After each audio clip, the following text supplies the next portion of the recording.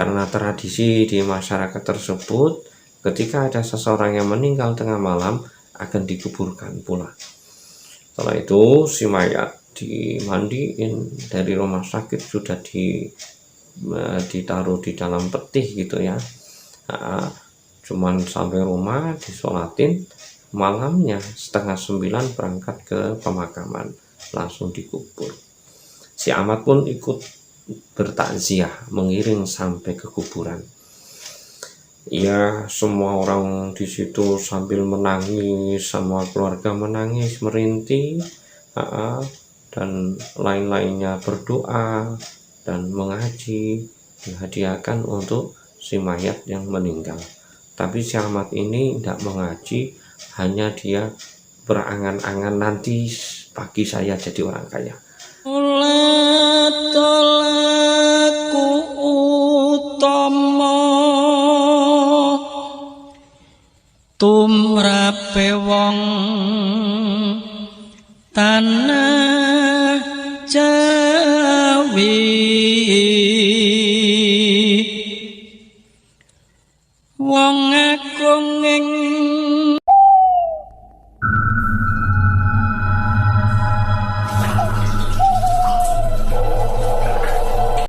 Assalamualaikum warahmatullahi wabarakatuh. Jumpa lagi bersama saya Kang Wonto di channel Horor Malam Jumat. Bagi teman-teman yang senantiasa mengikuti video kami doakan semoga diberi panjang umur, kesehatan, diberi rezeki yang berkah. Jangan lupa share ke teman-teman para pemirsa supaya bisa mendengarkan cerita-cerita tentang horor. Kali ini ada satu kisah yang dialami oleh teman saya dari Jawa Tengah yang bernama si Ahmad dan si Joyo. Si Ahmad ini dan si Joyo merupakan satu kampung. Ia sangat gemar dengan dunia misteri. Bahkan dia semasa mudanya menggebu-gebu ingin sekali melihat dan berbincang interaksi dengan makhluk-makhluk astral. Sehingga ia berguru pada beberapa guru yang ahli dalam bidang dunia astral. Sudah berpindah-pindah, berlalu lalang mencari guru-guru ahli spiritual. Usaha dia pun tercapai, sehingga ia mampu memanggil makhluk astral dan bisa berbincang-bincang dengan makhluk astral, dan ia bisa mengambil benda-benda yang gaib. Namun selama ia menggeluti dalam kemampuannya berbincang dengan makhluk astral, si Ahmad ini agak sukar mencari jodoh, sehingga ia kebingungan. Satu seketika si Ahmad ini datang ke rumah salah seorang guru ngaji atau ustadz. Ia tanya sama Pak guru ngajinya, "Pak, aku minta lantaran supaya saya cepat dapat jodoh. Karena dalam berkelana mencari ilmu spiritual ini, si Ahmad sampai lalai, umurnya sudah agak tua, sampai 28 ia belum dapat jodoh." Setelah ia minta lantaran sama salah satu ustadz di situ, Pak Ustadz itu ngomong gini, "Oh gini Mat, kamu ini Mat, kamu suka mencari ilmu tentang dunia lain, sehingga kamu ini dicintai oleh salah satu jin wanita. Ya udah kalau gitu Mat, kamu malam ini saya bersihkan." Setelah ia dibersihkan, tidak lama kemudian, sekitar setengah tahun, alhamdulillah si Ahmad ini bisa melanjutkan pernikahannya dengan seorang wanita yang cantik dan jelita. Setelah ia menjalani kehidupan berumah tangga dengan seorang wanita, ia sangat sukar mencari rezeki. Ia cari kerjaan ke sana kemari tak kunjung menemukan. Dia bahkan sudah berusaha berdagang dan lain-lain pun tak menghasilkan, hanya utang yang menumpuk. Sehingga ia kebingungan untuk mencari rezeki untuk memberi nafkah anak dan istrinya. Ia kebingungan kesana kemari cari-cari tempat kerja, namun tidak kunjung nemu berjumpa. Pada lain harinya, pas waktu di situ dia berbulan dengan teman-temannya yang ahli spiritual, berbincang sambil bercanda tawa bersama. Ada salah satu teman si Ahmad ini ngomong, "Mat, kamu udah dapat kerjaan belum, Mat?" "Belum nih, masih nganggur, bingung cari kerjaan. Udah berdagang, namun tidak hasil, malah hutang yang menumpuk. Gimana nih, aku kasih solusi supaya dapat kerjaan." "Tenang, Mat, kamu itu kan udah belajar ilmu kebatinan. Kenapa kamu nggak manfaatkan ilmu yang kamu sudah pelajari, Mat?" "Nah, harus bagaimana aku memanfaatkannya?" kata si Ahmad. "Gini, Mat, dulu itu pernah saya dikasih cerita sama Pak Wahyono, ini ahli spiritual. Katanya ada cara cari pesugihan kekayaan dengan mengambil tali pocong mayat yang meninggalnya tragis, seperti halnya kecelakaan. Nanti kalau kamu bisa mengambil dengan cara-cara yang ditentukan, kamu akan jadi orang yang kaya raya, Mat. Andaikan kamu dagang, laris, Mat. Banyak yang pernah mencoba, Mat. Teman saya yang ada di Bekasi pun begitu, Mat. Ia jualan bakso itu laris banget, Mat.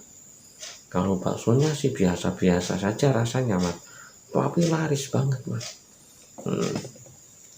Akhirnya si Ahmad ini duduk sambil tercengang, berpikir, oh ya bisa juga ya. Nah terus Ahmad ini tanya, "Terus caranya gimana supaya aku jadi kaya?"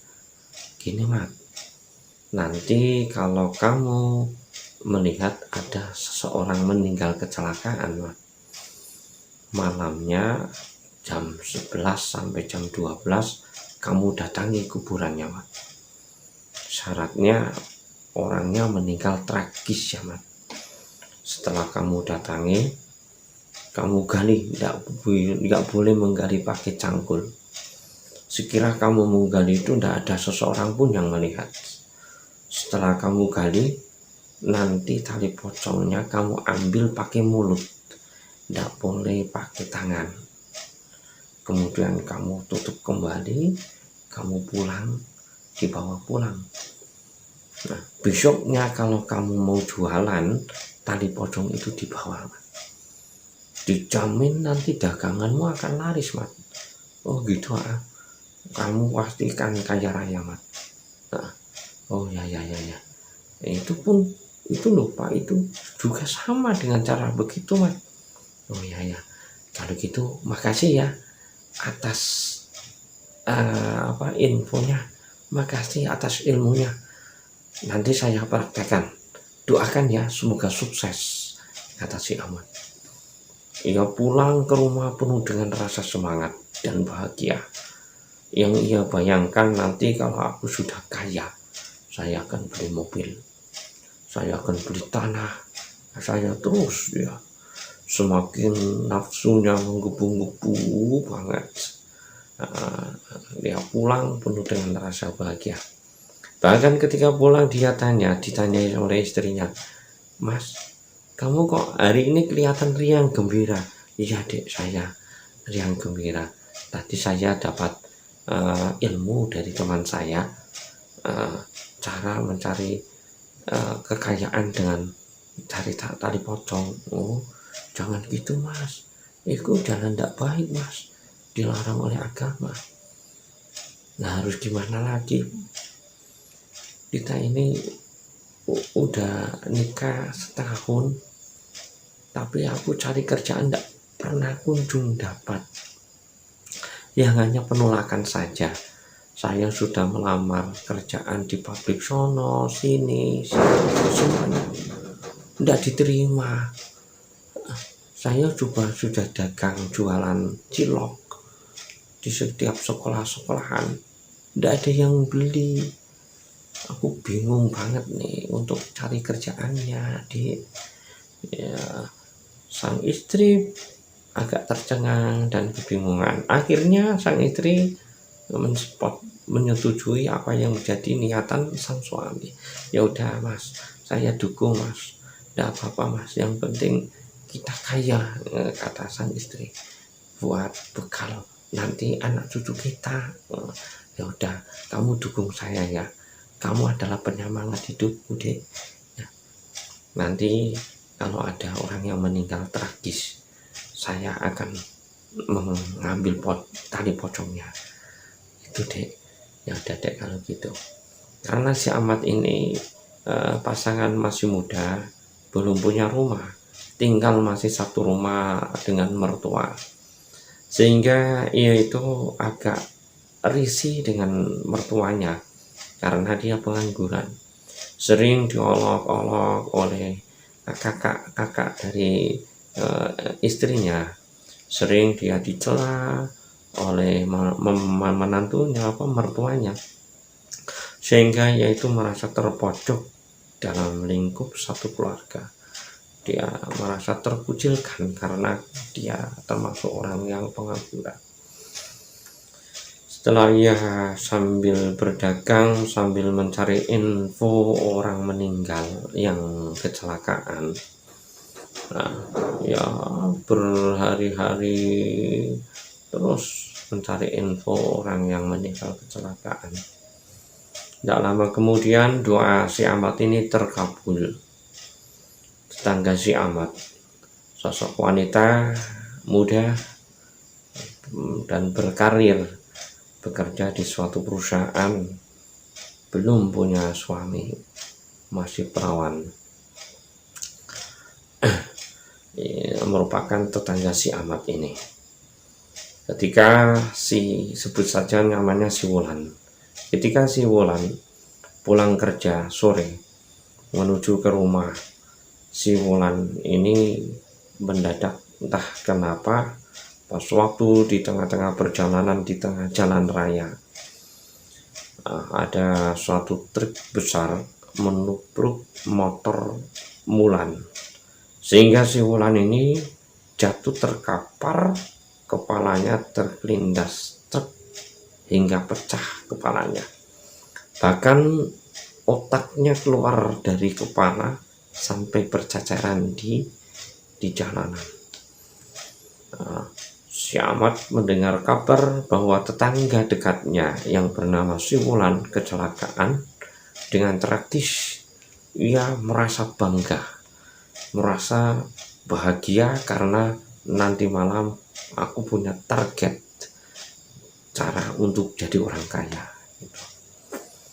Lama kemudian setelah pagi, setelah kecelakaan dibawa ke rumah sakit, terus dibawa pulang sampai di rumah sekitar jam 8 malam. Karena tradisi di masyarakat tersebut, ketika ada seseorang yang meninggal tengah malam akan dikuburkan pula. Setelah itu si mayat dimandiin dari rumah sakit, sudah ditaruh di dalam peti gitu ya. Cuman sampai rumah disolatin, malamnya 8:30 berangkat ke pemakaman, langsung dikubur. Si Ahmad pun ikut bertakziah, mengiring sampai ke kuburan. Ya, semua orang di situ sambil menangis, semua keluarga menangis, merintih, dan lain-lainnya berdoa dan mengaji, dihadiahkan untuk si mayat yang meninggal. Tapi si Ahmad ini tidak mengaji, hanya dia berangan-angan, nanti pagi saya jadi orang kaya, nanti pagi aku jadi orang kaya, ini target saya, nanti setelah orang pergi jam 11 aku mau kesini. Terus pikirannya gitu. Gak lama kemudian setelah ngaji selesai, semua keluarga pulang semua, bahkan Mudin pun sudah pulang, sehingga di suasana kuburan tersebut sudah sepi. Si Ahmad pun ikut pulang. Setelah si Ahmad pulang sampai di rumah, dia ngomong sama sang istri, Bu, ini nanti saya mau ke kuburannya si Fulan. Ibu di rumah tenang aja ya Bu, jangan cerita sama siapa-siapa Bu, sama siapapun jangan cerita ya Bu, ini rahasia kita. Saya akan memakai sarung hitam ini supaya tidak tahu wajah saya masyarakat apabila ada yang tahu. Rumah si Ahmad ini merupakan di bagian tengah, dan ke perkampungan si Ahmad menuju ke kuburan itu agak lama, dijangkau jalan kaki sekitar setengah jam, lumayan jauh. Pada saat itu di daerah setempat genting, sepi, tidak ada seseorang pun yang keluar cangkruan di warung-warung atau ngopi di pos ronda, sepi, dikarenakan semua warga merasa takut. Konon katanya kalau ada orang yang meninggal kecelakaan, arwahnya gentayangan katanya gitu, sehingga warga pun sepi, masuk ke rumah masing-masing, tidak ada yang keluar, sepi banget rumahnya. Kampungnya agak sepi, seperti halnya kampung yang mati. Si Ahmad ini penuh dengan rasa semangat, tanpa rasa takut, tanpa rasa getar, ya berjalan menuju ke pemakaman. Ya berjalan dengan rasa semangat, memakai sarung hitam, ya berjalan menuju ke pemakaman. Setelah sampai di pemakaman sekitar jam 11:30 malam, si Ahmad ini yang biasanya tidak begitu takut dengan hal-hal yang mistis, tidak takut dengan makhluk-makhluk gaib karena biasa interaksi berbincang-bincang, dadak si Ahmad ini merasa merinding ketika mau masuk di area pemakaman. Di pintu gerbang si Ahmad berdiri, loh, aku kok agak rasa getar dan takut ya, padahal saya udah biasa interaksi dengan hal-hal makhluk yang seperti ini, makhluk astral ini kok agak merinding ya, tidak ada yang nampak makhluk-makhluk yang lain, kok agak merinding, kata si Ahmad di dalam hati kecilnya. Tidak usah saya pikirkanlah, yang penting nanti pagi aku kaya. Penuh dengan rasa semangat, jenguk ke kanan, ke kiri, ke belakang. Ia sudah merasa aman, tidak ada seseorang pun yang melihatnya. Kemudian dia melakukan apa yang menjadi niatannya, datang ke makaman si Wulan ini. Tanah pun masih agak basah, belum kering, masih mudah untuk digayuh. Kemudian si Ahmad ini menggayuh, digali pemakaman si Wulan ini, digali. Ketika menggali di pertengahan, sampai di pertengahan, si Ahmad ini mendengar suara burung gagak berbunyi kak kak kak kak kak. Burung itu seakan-akan memandang si Ahmad penuh dengan sangsi, melotot, matanya merah. Lalu datanglah lagi burung lagi dari arah timur, kak kak kak kak kak, mendekati tempat si Ahmad, pemakaman, area pemakaman. Dia pun mengabaikan suara-suara burung yang berteriakan, dan rasa merinding pun ia mengabaikannya. dia masih aja menggali sehingga tercapailah cita-citanya. Siapa mayat tersebut, petinya dibuka, melihat ada tali di situ, dia ambil pakai mulut, diambil. Setelah diambil, peti ditutup kembali, terus di tanah-tanah tersebut dimasukkan lagi, dirapikan lagi, seakan-akan tidak nampak bekas galian. Dia lari sekencang mungkin menuju ke rumah, dengan niatan supaya selamat. Ia berjalan. Ketika di tengah-tengah perjalanan, si Ahmad ini agak kebingungan, merasa merinding seakan-akan ada sosok makhluk yang mengikutinya. Setelah dia berjalan, dia bertanya-tanya, aduh, ini kok aku merasa agak merinding banget ya, kayak ada orang yang mengikuti saya. Kemudian si Ahmad menengok ke belakang, tidak ada satupun orang yang melintas di situ. Kemudian ia melanjutkan perjalanan menuju rumah. Sesampainya di rumah, ketok-ketok pintu, sang istri keluar karena belum tidur, menunggu sang suami sekitar jam 12:30 malam. Sang istri ngomong, Pak, gimana Pak? Alhamdulillah ini sukses, ini aku dapat tali pocongnya. Baju si Ahmad ini penuh dengan lumpur, penuh dengan tanah, masih gelepotan semuanya bajunya. Ini aku udah dapat nih Dek, besok kita kaya Dek, besok kita kaya, yang penting kita ketawa saja. Setelah itu Ahmad masuk ke kamar, terus ganti baju, cuci muka. Ketika si Ahmad mau masuk ke kamar mandi, dia dengan rasa kaget dan terheran-heran. Dia merasakan ada bau amis yang begitu menyengat, bagaikan darah. Ketika ia membuka pintu kamar mandi, melihat ada bayangan pocong yang sedang berdiri di bagian pojok. Karena si Ahmad ini udah begitu tebal, biasa interaksi dengan makhluk-makhluk gaib, dia tidak begitu takut. Ketika masuk, makhluk keluar kamu, gitu. Tapi tidak mau keluar.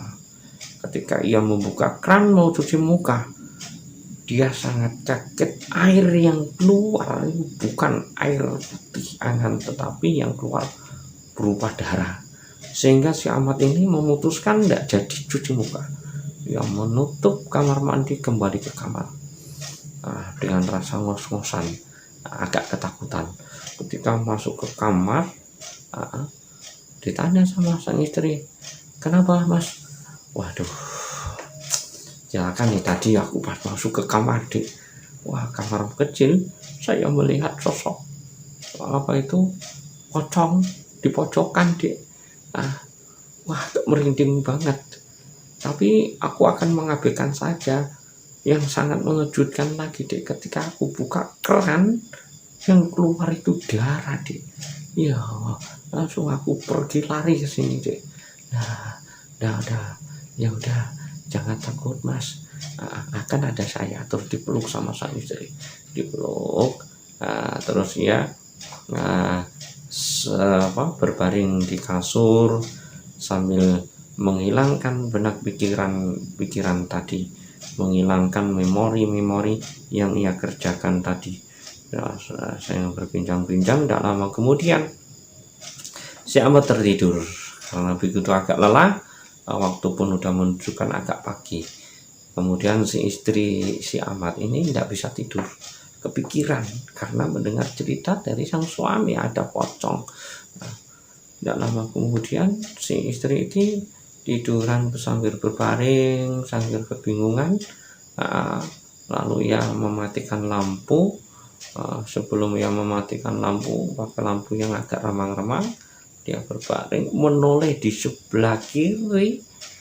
Ia melihat pocong sosok wanita, yaitu si Wulan yang baru kecelakaan itu, di samping sang istri. Matanya melotot, kulitnya terbesit, dan penuh dengan darah. Ya, yang istri ini tidak bisa bicara, tidak bisa berteriak, hanya bergetar saja, merinding takut. Wah, dia hanya meneteskan air mata, ya menarik-narik baju sang suami supaya bangun. Nah, tidak lama kemudian sang suami bangun, melihat istrinya menggigil ketakutan, langsung, "Dek, kenapa dek? Kenapa dek? Kenapa dek?" Sang makhluk itu udah hilang. Dan kalau ada dek, mas ini mas, takut sekali mas, takut mas, takut mas, aku takut mas. Kenapa kau takut? Tadi pas saya tidur nih, aku nengok ke sebelah kiri, ada sosok si Wulan di sini. Matanya melotot, kulitnya sudah terbesit, kelihatan rangkanya, dan darahnya berkucuran mas. Takut mas, takut mas. Udah, jangan takut, jangan takut deh, jangan takut deh, jangan takut mas. Gimana kalau tali pocongnya kembalikan mas? Jangan dikembalikan, saya usahanya sudah sangat keras kok, masa dikembalikan deh. Nanti kita kan tidak kaya kalau kita kembalikan deh. Ya udah, gimana pak, gimana mas bisa biar tidak dihantui dengan sosok makhluk si Wulan? Tidak apa-apa, tidak apa-apa, tenang aja, kata si Ahmad. Tidak lama kemudian terdengarlah suara azan berkumandang. Waktu sudah menunjukkan subuh, waktu sholat subuh. Karena si Ahmad ini jarang mengerjakan sholat 5 waktu, dan sang istri pun jarang mengerjakan sholat 5 waktu, sehingga ia mengabaikan suara kumandang azan. Dia terlelap tidur berdua. Tidur, tali pocong ditaruh di bawah kasur. Ya tidur terlelap hingga pagi, sehingga jam 8 ia bangun. Jam 8 ia mempersiapkan dagangannya, karena si Ahmad ini sambil berjualan cilok, namun tidak memasak sendiri, membawa gerobak terus menuju ke tempat bos yang menjual cilok. Dia mengambil cilok, aktivitas seperti biasa. Ketika ia berjalan di tengah-tengah kota, di jalan raya, si Ahmad ini melihat sosok si Wulan masih berdiri dekat di lampu abang hijau, di mana si Wulan kecelakaan di situ. Duduk sambil menangis, si Wulan itu meringkih, menangis. Namun si Ahmad ini mengabaikan, tidak terlalu memperhatikan. Dia berdagang. Alhamdulillah sewaktu ia berdagang itu lumayan laris. Bahkan jam 11 dagangannya udah habis, padahal biasanya kalau ia dagangan tidak begitu laris. Nah, keesokan harinya ketika menjelang malam, si Ahmad ini merasa bangga, merasa bahwa usahanya itu sukses. Dia kembali berjumpa sama si istri sambil bercerita, "Bu, alhamdulillah Bu, hari ini dagangan kita laris Bu. Mungkin nanti 10 tahun lagi kita akan jadi orang yang kaya Bu. Jangan khawatir," kata si Ahmad. Tak lama kemudian, sekitar jam 10 malam, rumah si Ahmad dan rumah si mertua ini diteror dengan suara-suara rintihan tangisan, suara si Wulan yang menangis. Sang mertua pun agak keheran-heranan. Ketika si mertua mau nonton televisi, si mertua ini mendengar ada suara rintihan tangisan di bagian belakang. Kemudian si mertua mendatangi ke belakang mencari sumber suara tersebut, namun tak tertemukan. Dan si mertua ini ngomong sama sang mertua ini bercerita sama si Wulan, sama si istrinya si Ahmad. "Dok, aku ini kok tadi mendengar ada suara rintihan tangisan. Tangisannya katanya minta tolong, kembalikan tali pocongku, tolong kembalikan tali pocongku gitu. Nah, karena si istri si Ahmad ini udah tahu, Bu, mungkin terbawa halusinasi, Bu. Ibu terlalu sering lihat video-video horor sih, Bu. Besok jangan lihat video horor, Bu. Jangan tergiur dengan halusinasi, itu hanya halusinasi Ibu saja. Ibu jangan takut ya, Bu. Kan ada saya, Bu, katanya gitu. Kan Mas Ahmad juga ada di sini, Bu, jangan takut, Bu.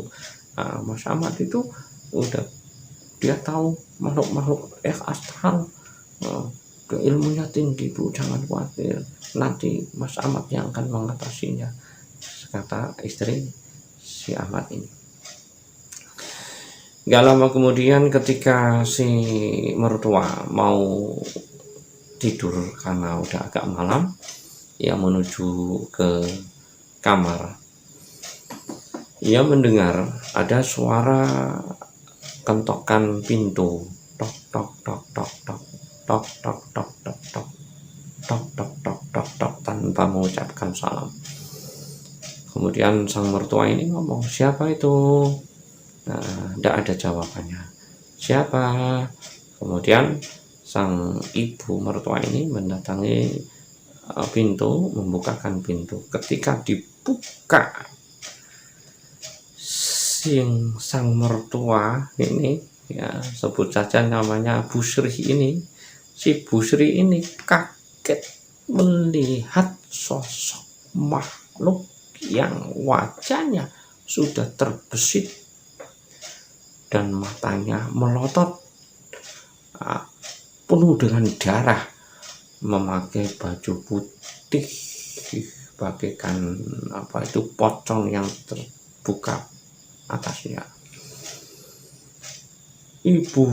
Ibunya si Ahmad, Bu Sri ini, saking takutnya ndak bisa lari, ndak bisa ngomong, sehingga ia pingsan di depan pintu depan, di depan pintu, tergeletak sambil menjerit gitu.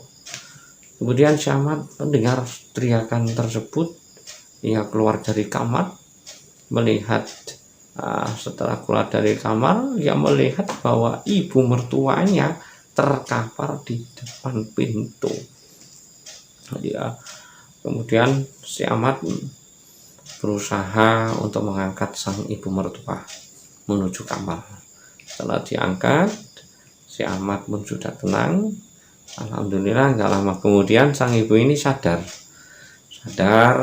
ditemani sang anak perempuannya, yaitu istri si Ahmad ini. Terus yang ngomong, istri si Ahmad ini ngomong, kenapa Bu, kok Ibu terkapar di depan pintu? Gini, tadi aku pas waktu mau tidur mendengar ada suara ketukan pintu, tuk tuk tuk tuk gitu. Kemudian saya tanya siapa gitu, tidak ada jawaban. Penuh dengan rasa penasaran, saya membukakan pintunya. Ketika aku buka, ternyata di situ ada makhluk astral, wajahnya terbesit, matanya melotot, darahnya bercucuran, sambil merintih menangis kesakitan. Saya tidak bisa ngomong apa-apa, saya tidak bisa berteriak, mau jalan pun sulit kaki untuk digerakkan. Saking takutnya pingsan di situ saya. Oh gitu Bu. Ya udah Bu, tidak apa-apa Bu. Banyak berdoa ya Bu. Semoga tidak diganggu ya Bu. Ya, kemudian sekitar jam 11:30 malam, gemuruh suara burung gagak melintasi di atap rumah si Ahmad ini. Kakak terus kakak. Sang ibu ini tidak bisa tidur karena masih menyimpan rasa takut yang ia alami. Si Ahmad pun tidak bisa tidur, agak kebingungan Nah, burung ini mengganggu saja nih. Orang mau enak-enak tidur, tidak bisa tidur diganggu oleh burung. Kemudian sang istri, si istrinya si Ahmad, ini apa itu ingin sekali kencing ke kamar mandi. Ketika ia keluar dari kamar mandi menuju ke kamar kecil, keluar dari kamar menuju ke kamar kecil, waktu ia berjalan tanpa menyangka di bagian dapur ada seseorang, ada makhluk yang masih duduk di meja makan. Namun baunya agak menyengat, bau amis bagaikan darah. Penuh dengan rasa penasaran, ia mendekati makhluk tersebut. Setelah ia mendekat, melihat di bagian lantai, melihat banyak darah berkucuran, sangat banyak. Sehingga ia merasa takut dan merinding. Dia pun memberanikan diri menyapa makhluk tersebut. Yang ngomong, kamu siapa? Ada di sini. Kamu siapa? Tak lama kemudian makhluk tersebut menengok, menatap wajah istrinya si Ahmad ini. Menatap. Kemudian istrinya si Ahmad melihat wajah tersebut, ternyata si Wulan yang baru saja kecelakaan, 2 hari kecelakaan. Wajahnya yang bagian kanan sudah terkelupas, darahnya berkucuran. Kemudian si istrinya si Ahmad sangatlah takut, kebingungan. Dia lari sambil menjerit mau ke kamar mandi kencing, jadi tidak jadi. Dia kembali ke kamar, berteriak, "Mas, bukakan pintunya, Mas, bukakan pintunya." Padahal pintunya itu tidak dikunci. Kemudian si Ahmad keluar, ada apa dek? Takut, kenapa? Takut ada makhluk, makhluk, ada si Wulan di bawah. Si Wulan udah meninggal kok. Si Wulan di bawah. Oh ya udah, jangan takut, kamu di sini aja. Di sini. Tidak lama kemudian si Ahmad ini memberanikan diri mencari sosok makhluk tersebut. Setelah ia memberanikan diri mencari makhluk tersebut, tidak ketemu. Karena ia udah terbangun dari sholat, sulit ia untuk tidur. Dia menonton televisi sambil menikmati kopi, secangkir kopi dan rokok. Tidak lama kemudian lampu tersebut berkedip-kedip dan mati. Sangat kebingungan, ini apa lampunya mati kok TV-nya masih nyala ya, bingung. Ketika ia menengok di bagian belakang, sosok hantu si Wulan itu ada di belakangnya si Ahmad. Sembari berkata gini, kembalikan tali pocongku.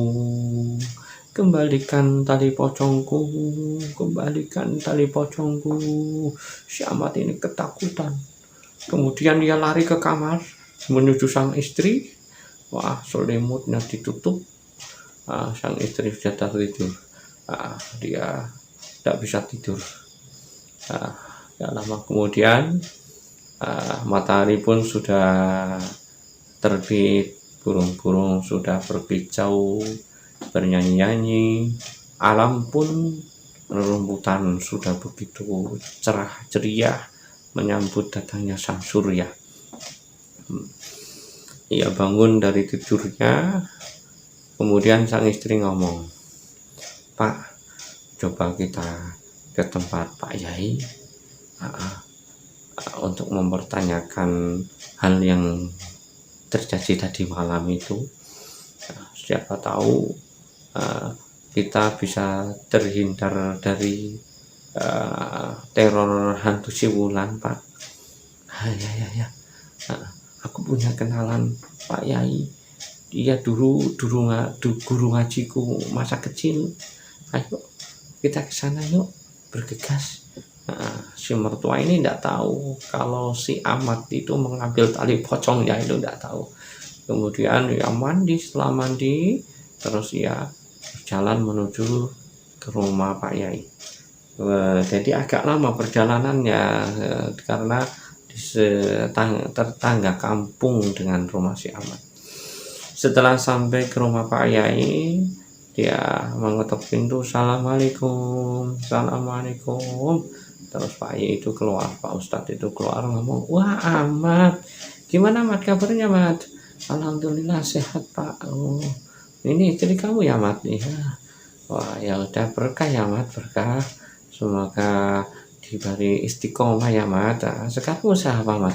"Saya jualan cilok Pak." "Oh ya udah apa-apa, yang penting istiqomah ya Mat, ulet dalam bekerja ya Mat, nanti pasti dapat rezeki yang berkah Mat." "Ya Pak, gini Pak, aku punya perlu apa Mat?" Kata Pak Yai.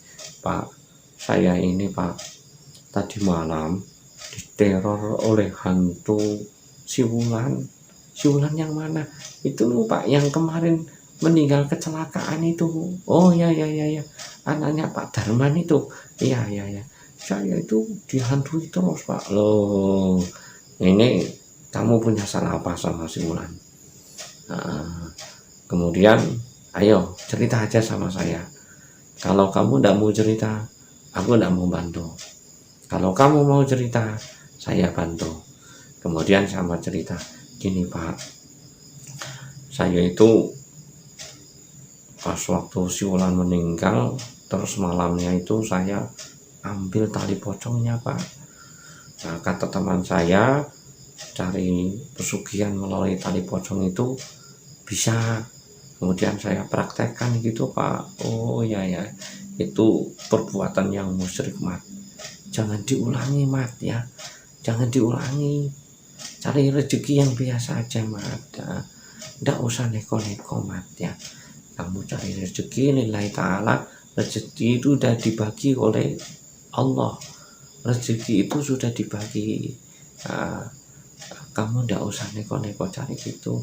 Yang penting kamu beramal yang baik. Sholat 5 waktumu kamu jaga. Insya Allah rezeki kamu akan berkah Mat. Ya, jangan diulangi ya Mat." "Iya Pak, aku udah takut, aku tidak mau ulangi lagi Pak. Saya takut nih Pak. Nah, ini istri saya ini tidak berani pulang Pak, karena takut nanti malam diteror lagi," katanya. "Ya udah gini Mat, kamu bawa tali pocongnya Mat."